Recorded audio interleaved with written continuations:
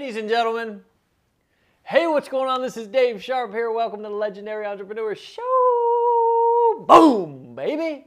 I'm super pumped today. As you can see, we've been rolling here and taking multiple takes because I just can't calm down and stop being goofy. But I've got an important message to deliver to you today, and I'm going to make damn well sure that I get it out to you. So here goes nothing. So there is a big fat stinking crippling lie that entrepreneurs tell themselves, and that's that, well, you know what? People have an edge over me because they have more experience, skills, blah, blah, blah, blah, blah, blah, blah. The list goes on and on. And the question is not, does somebody have more than you? The question is can you deliver more value? And on today's episode, what I'd like to talk to you about is how to actually get the edge over your competition in ways that maybe you didn't even think about before. I want to give you some examples of some things that I've done in past businesses and even give you some perspectives about companies like Apple that are going to give you a different way to look at how you can get an edge. And I also want to sort of become vulnerable for you and remind you that the way that I've been able to become successful is not really ultimately what this is going nowhere, okay? This is absolutely going nowhere. Let me start this over. Hey, what's going on? This is Dave Sharpe. Welcome to the Legendary Entrepreneur Show. And I'm super. That means that I'm excited and super pumped for today's episode. So let me get into this. I want to talk about how to get an edge over your competition by delivering more value, but not just more value in the sense of some ambiguous general terminology. I want to talk about specifics, and I want to give you a different perspective to let you realize and maybe even remember that what you have to offer is enough, and you can be creative in the ways that you get an edge over your competition and begin to stand out and dominate your marketplace. It's really rather easy, and when you begin to look at it from the lens that I'm going to give you, I'd like to put a pair of glasses on your face today to give you a different set of lens to look through. So back in 2011, I started a company with a partner of mine, and we wanted to do something that was very different. There was lots of affiliate marketing companies, there was lots of information marketing companies, and we needed something to be able to stand out. And we started with a shoestring budget off of our laptops on our desks that we were working at in our home offices. And we were both very scrappy, both just, dreamers and wanted to help people. And so what we decided to do, everybody else was, fighting over 50 or 60% commissions, and even that was a stretch back then. We decided to just pay all of the money out to the field. So you earned actually 100% commissions. And what that did for us who had a lack of credibility in a sense, it's not that we hadn't had success before, but we weren't well known with huge accolades and credentials, $1 billion this or multi, not like some of the stories in people that you hear about in the marketplace, backed by so-and-so. So we needed to give ourselves an edge. So that's one of the things that we did was we decided to pay out 100% commissions.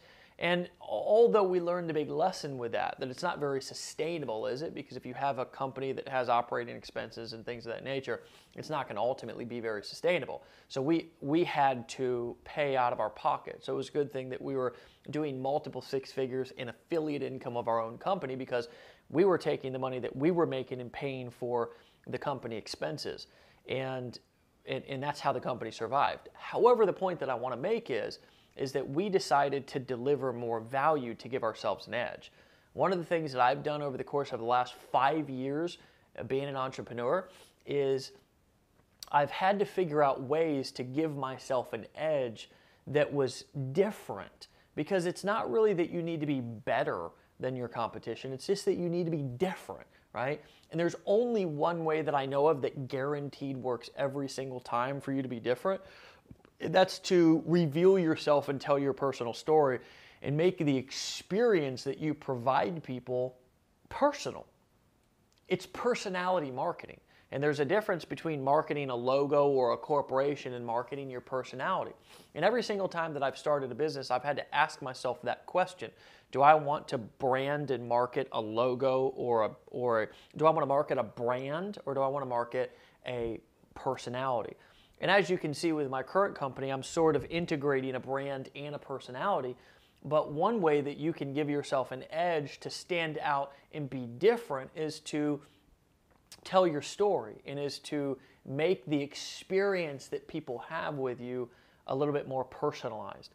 When people hear your story and they hear your message, and they even hear in your sales presentations you talking about yourself, and you may think that you need to talk about successes, and you may be saying, well, God, my successes are not what I'd like them to be or what I think they need to be able to influence people. But really, ultimately, that's not what people are always looking for, is to see some big, huge success story.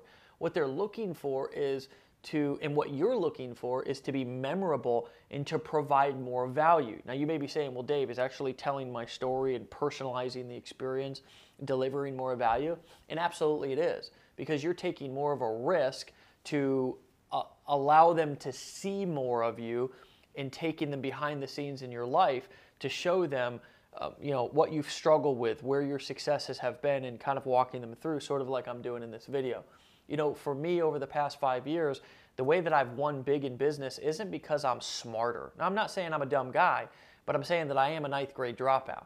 I was homeless for almost 10 years, and that's homeless in every sense of the word, from sleeping on couches to sleeping under bridges. I had no success for the first, 18 to 24 months of being an entrepreneur. I was really struggling. I started to pick up momentum when I started to apply what I'm telling you in this video. But over the course of the last 5 years, I haven't been the most talented. I haven't been the smartest. I haven't been the most skilled. I haven't had the best strategies. I haven't, had the best technology. As a matter of fact, sometimes it's still difficult for me to figure out some of these new, apps and stuff that are popping up on my computer. I mean, I'm proud just to have a damn Mac. It was like a huge conversion for me back, 4 years ago. And it was like, should I go from PC to Mac? And it was like, I'm proud just to have this thing. Keeping it organized and using the right apps and having my software updated is a big enough issue for me to handle, let alone trying to figure out how to be technically ahead of the curve. So I don't have all of the best technology, and I don't have all the best strategies and skill sets.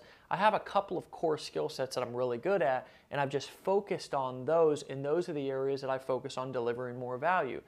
But so if you're an affiliate, if you're a coach, if you're a consultant, a trainer, a workshop, or a seminar leader, even an author, how are ways that you can deliver a better experience for people?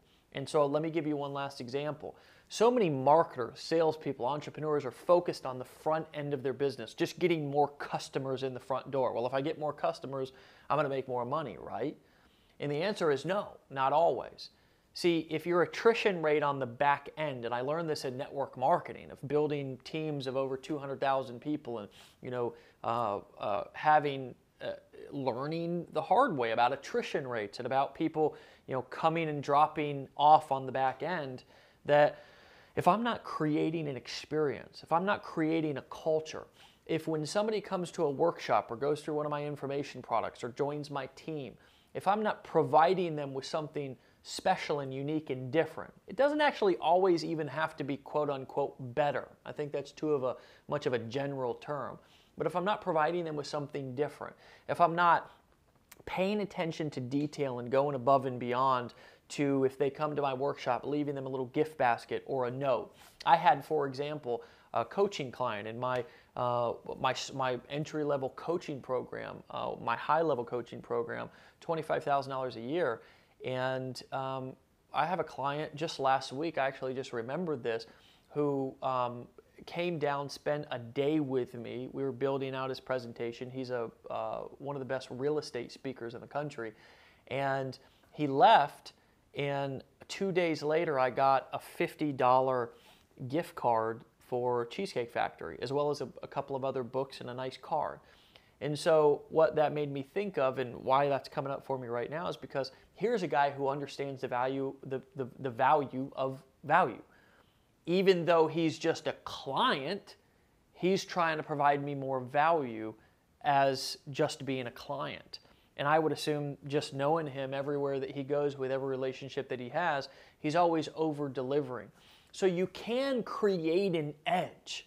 You can create an edge for yourself that gives you this ability to be able to really, really stand out in the marketplace and attract people to you. And you have to be creative with how you do that. And if you are creative, you can soar right past people, and you can create this imprinted memory in people's minds when they work with you and experience you and your team and your info products or your coaching or consulting or your workshops or events or seminars or books or whatever it is that you're doing.